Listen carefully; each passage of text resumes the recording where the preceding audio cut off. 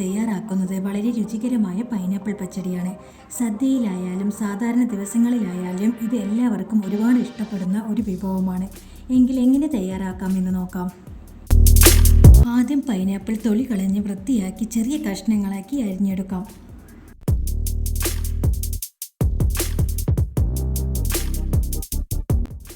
ഒരു കാര്യം പ്രത്യേകം ശ്രദ്ധിക്കണം, നല്ല പഴുത്ത പൈനാപ്പിൾ വേണം പച്ചടിക്കായി തിരഞ്ഞെടുക്കാൻ. എങ്കിൽ പൈനാപ്പിൾ പച്ചടി വളരെ ടേസ്റ്റ് ആയിരിക്കും.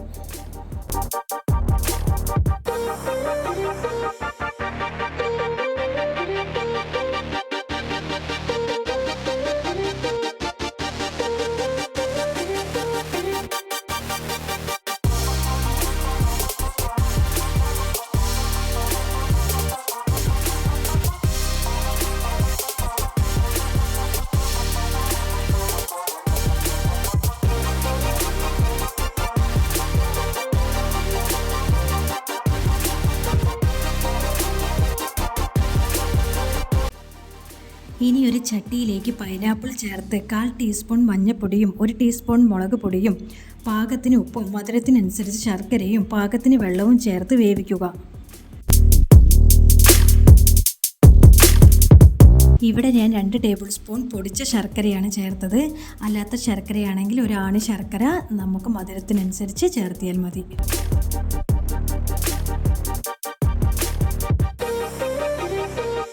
പൈനാപ്പിൾ വേവിക്കുന്ന സമയം നമുക്ക് അതിലേക്ക് വേണ്ട അരപ്പ് തയ്യാറാക്കാം.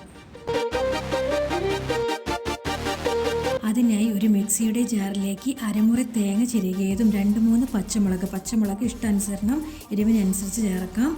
1/2 ടീസ്പൂൺ ജീരകം, 1/2 കപ്പ് പുളിയില്ലാത്ത തൈര് എന്നിവ ചേർത്ത് നന്നായി അരച്ചെടുക്കുക.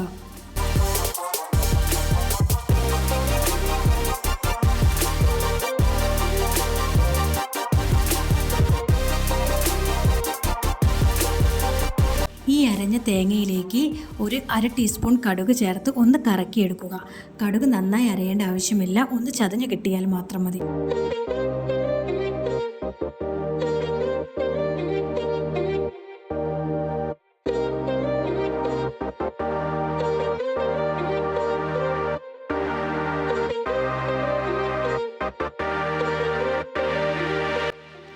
ഈ സമയം പൈനാപ്പിൾ നന്നായി വെന്തിട്ടുണ്ട്. ഇതിലേക്ക് കുറച്ച് കരിവേപ്പില ഇട്ട് കൊടുക്കുക.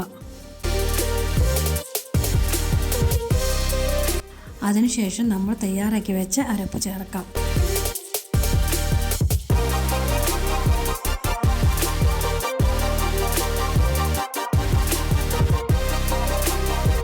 ചെറുതീയിൽ ഒന്ന് ചൂടാക്കുക. തിള വന്നു തുടങ്ങുമ്പോൾ തന്നെ തീ ഓഫ് ചെയ്യുക.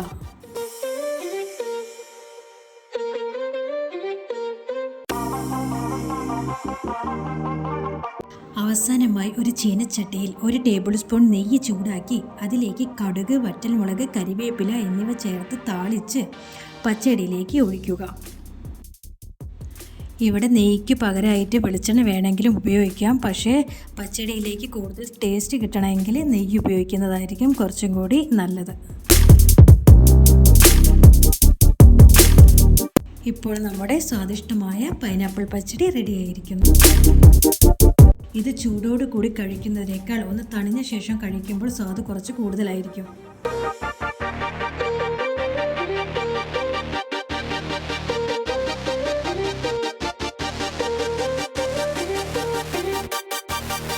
ഈ പൈനാപ്പിൾ പച്ചടിയുടെ റെസിപ്പി എല്ലാവരും ട്രൈ ചെയ്ത് നോക്കണേ, നിങ്ങൾക്കും ഇഷ്ടപ്പെടും.